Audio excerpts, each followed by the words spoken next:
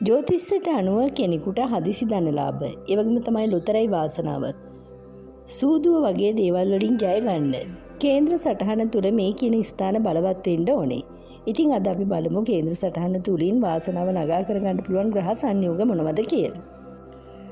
පළවෙනියටම අපි බලන්න ඕනේ කේන්ද්‍ර සටහනේ දෙවෙනි භාවය සම්බන්ධව. ඒ කියන්නේ ධනස්ථානයේ සම්බන්ධව.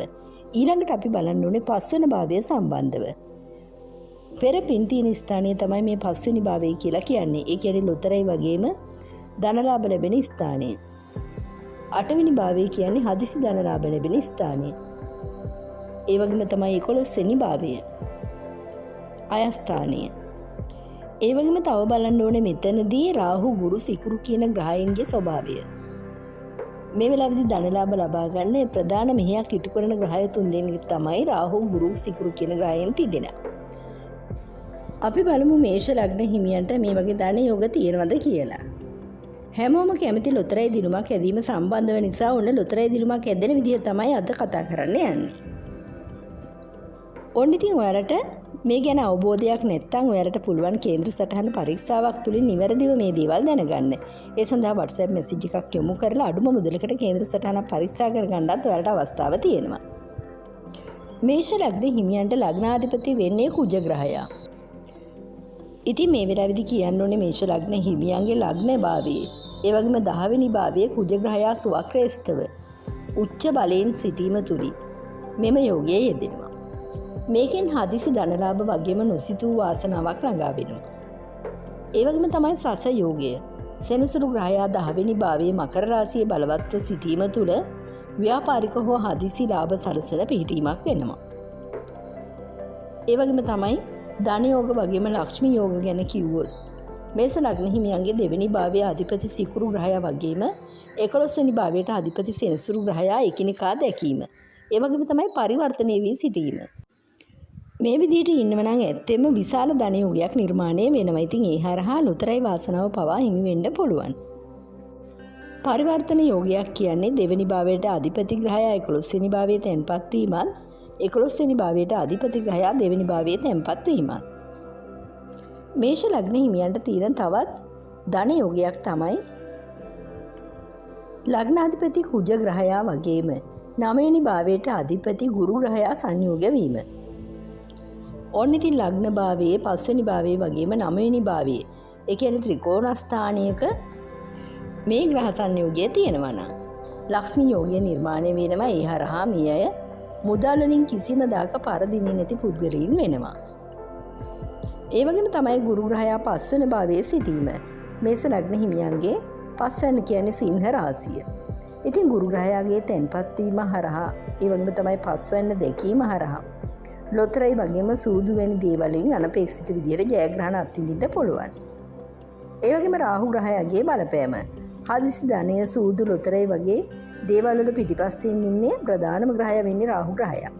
රාහු ග්‍රහයා 11 වෙනි භාවයේ කුම්භ රාශියේ ඉන්නවනම් ඒ වගේම තමයි 3 6 කියන උපයවේ ස්ථානයේ ඉන්නවනම් මේ වෙලාවේදී බලවත් වෙලා ඉන්නවනම් නොසිතූ මොහොතක කෝටිපති වාසනාව ලැබෙන්න පුළුවන්. ඒ වගේම තමයි ගුරු ග්‍රහයා සඳු ග්‍රහයා එක්ක සංයෝග වීම. මෙතනදී ගජ කේසරි යෝගයේ යෙදෙනවා. කේන්ද්‍රයේ 1 4 7 10 කියන ස්ථානවල ගුරු ග්‍රහයා වගේම සඳු ග්‍රහයා එකට සිටීම වගේම ත්‍රිකෝණගතව සිටීම නිසා ජීවිතයේ මැද භාගයේදී විශාල ධනස්කන්ධයක් හිමි වෙනවා. ඔයාලට මේ ග්‍රහ දශා කාලවලදී මේ ලොතරැයි දිනුම් වගේ දේවල් බලාපොරොත්තු වෙන්න පුළුවන්. අපි බලමු මේෂ ලග්න හිමියන්ට ඊටමත් යහපත් මහ දශා කාල මොනවද කියලා. ගුරු මහ දශාව බ්‍රහස්පති ග්‍රහයා කියන්නේ 9 වෙනි භාවයට අධිපති වගේම 12 වෙනි භාවයට අධිපති ග්‍රහයා. ජීවිතයේ රන්වන්ම කාල පරිච්ඡේද විදියට හඳුන්වන්න පුළුවන් ගුරු ග්‍රහයාගේ පිහිටීම අනුව මේ අවුරුදු 16ක කාලවක වණුව නොසිතූ වාසනාව ලොතරැයි ජයග්‍රහණ වගේම සමාජයේ ඉහළ පිළිගැනීමක් ලැබෙන කාලයක් වෙනවා.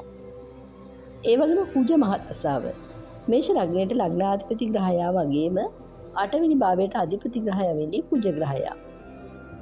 ඒ හින්දා ඔන්න අවුරුදු 7ක් පවතින මේ කුජ මහ දශා කාලයේදී තමුන්ගේ උත්සාහයෙන් ධනය දීපල හිමි කරගන්න වාසනාව තියෙනවා.